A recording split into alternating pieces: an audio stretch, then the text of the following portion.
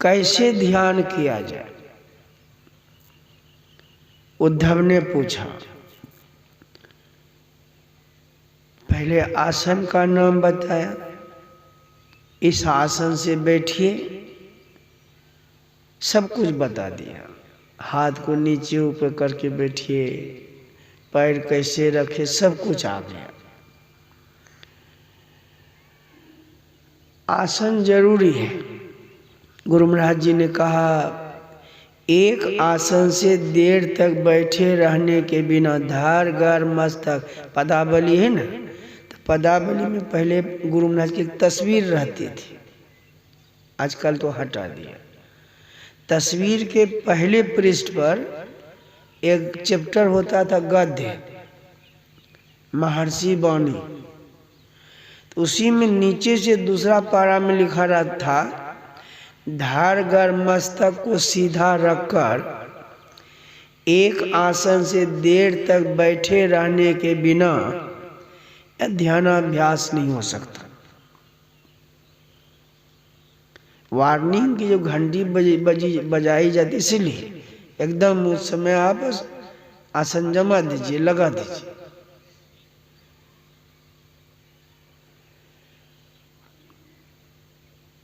राधा स्वामी साहब कहते, बैठे ने रास्ता काटा, चलते ने बाट न पाई। बैठे ने रास्ता काटा तो अंग प्रत्यंग शरीर को हिलने डुलने नहीं देते हैं, एक आसन से बैठने का अभ्यास करते, उसी को बाट मिलता है, वो रास्ता मिलता है। चलते ने बाट न पाई, जिसका शरीर स्थिर नहीं है, अंग प्रत्यंग स्थिर नहीं है, उसको यह रास्ता नहीं मिलता है रहनी गहनी की बाता, अब बैठा रहे चला पुनी जाता।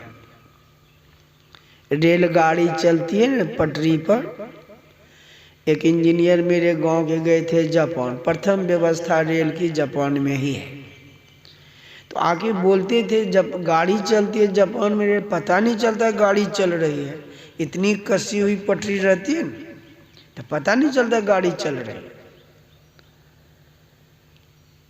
तो रेलगाड़ी चलती है पटरी पर, अगर पटरी ठीक से कसी हुई नहीं हो, देखते हैं हड़बड़ हड़बड़ हड़बड़ इतनी आवाज होती है।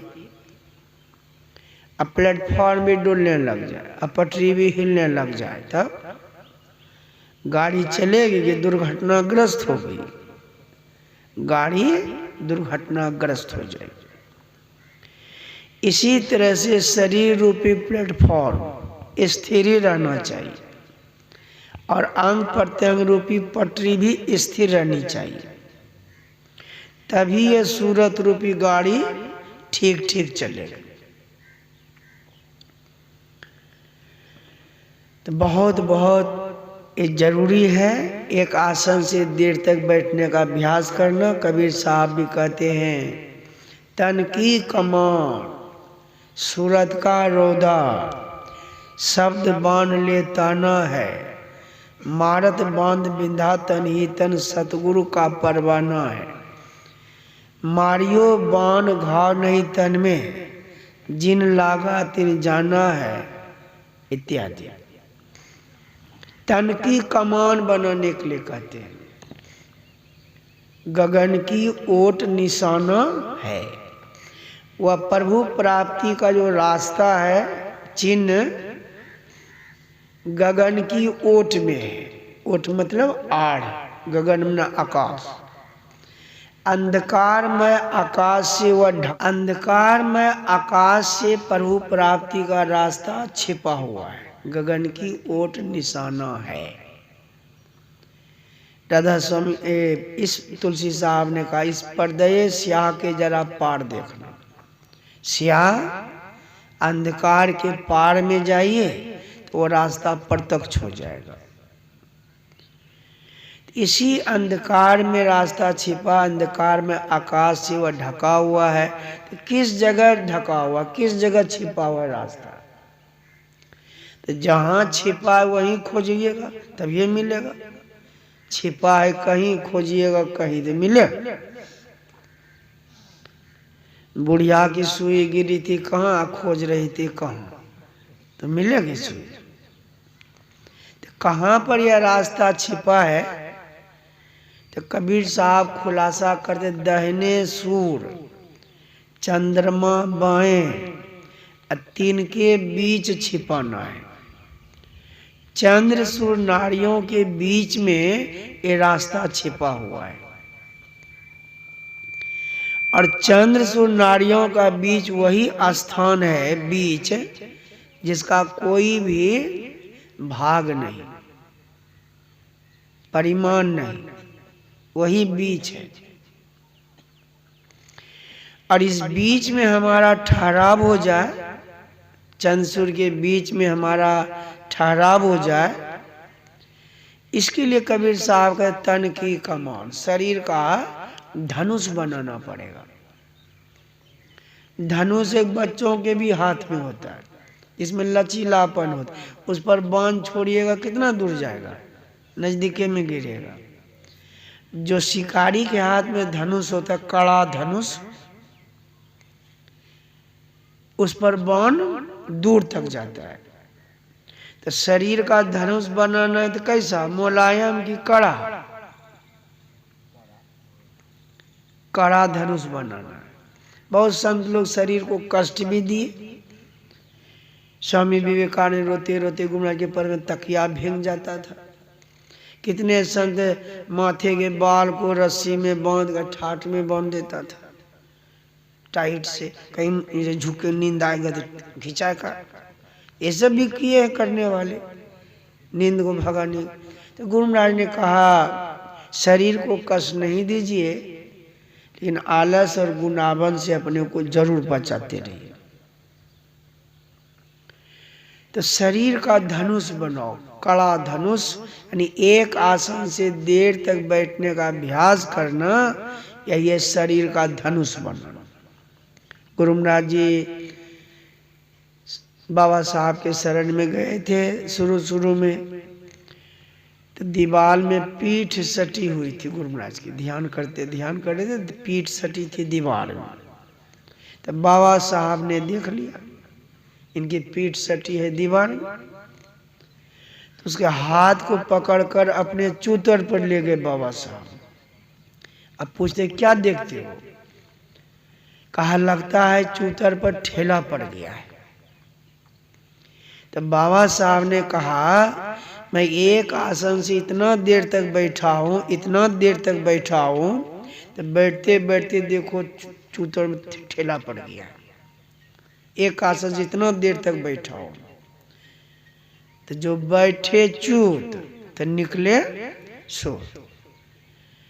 तो आसन भी एक आसन से बैठना देर तक ये बहुत जरूरी है, अंग प्रत्यंग को स्थिर करके। अब कहते हैं मैं आपका ध्यान कैसे करूं, उद्धव ने पूछा भगवान से। एक जगह भागवत में और लिखा है मेरे टखनों का पहले ध्यान करो, फिर घुटना का करो, फिर जंघा का करो, फिर कमर का करो, फिर वक्षस्थल का करो, फिर गला का करो, फिर चेहरा का करो। ऐसा भी वर्णन है इसी भागवत में। तो जाजे झंझट में काहे पड़िएगा, यहाँ पर भगवान ने 2 पाठ कर दिए। पहले संपूर्ण शरीर का ध्यान करो, इसमें जब चित्त वृत्ति स्थिर हो जाए तो संपूर्ण शरीर को छोड़कर मुस्कान युक्त चेहरा का ध्यान, 2 पाठ किया। और हम लोग तो और संक्षेप कर देते हैं। पहचान होती है चेहरा से, पहचान होती है चेहरा से। अगर चेहरा तक का ही हम ध्यान करते हैं, इससे भी हमारा काम बनेगा। तो मोटापा से सूक्ष्मता को ध्यान, जब तक मोटी उपासना हम नहीं करेंगे, सूक्ष्म उपासना नहीं करें। बच्चा में हमको याद है गुरुजी 1 लिख दिया था धरती पर, करीब 2-3 फीट का, हमको चल करके घुमाना पड़ता था, नहीं तो कम से कम पूरे सिलेट पर तो जरूर 1 लिखता है लोग अभी भी, और उस पर भी नहीं घुमा पाते, लड्डू बन जाता है। तो इसलिए गुरु महाराज ने कहा मानस जप और मानस ध्यान किए बिना इस है ना, मानस जप और मानस ध्यान में सफलता प्राप्त किए बिना दृष्टि योग में सफलता प्राप्त कर इच्छा करनी भूमि पराचा छुअन आकाशा की तरह असंभव है। तो पहले स्थूल उपासना कैसे करें? तो सुने भगवान ने कहा पहले मेरे शरीर, संपूर्ण शरीर का ध्यान, फिर मुस्कान चेहरा का ध्यान कर। इसके पहले भी हम लोग जप करते हैं। ये जप जो है स्थूल अरूप उपासना कहलाता है। हम दूसरी भाषा में बोल रहा हूँ। मानस ध्यान जो है यह स्थूल रूप उपासना कहलाता है। ज्योति का ध्यान जो है सूक्ष्म दृश्य उपासना कहलाता है। अंधकार भी दृश्य है, प्रकाश भी दृश्य है। लोग ऐसे भी डिंग हाँकते हैं कि अंधकार में कैसे दृष्टि स्थिर होगी बिना दृश्य का। तो अंधकार दृश्य है, अंग प्रत्यंग विहीन दृश्य स्थिर होगी। चातक पक्षी की दृष्टि बादल में स्थिर हो जाती है, कहीं नहीं जाती है। तो दृश्य में दृष्टि स्थिर होती है। और अनहद नाद का ध्यान, अनाहत नाद का ध्यान सूक्ष्म सूक्ष्मतर सूक्ष्मतम अरूप उपासना है। गुरु नानक ने कहा अनहद नाद का ध्यान सगुण निराकार उपासना और अनाहत नाद का ध्यान जो निर्गुण निराकार उपासना। चलिए थोड़ा सा अब मानस जप को मैंने कहा स्थूल अरूप उपासना है।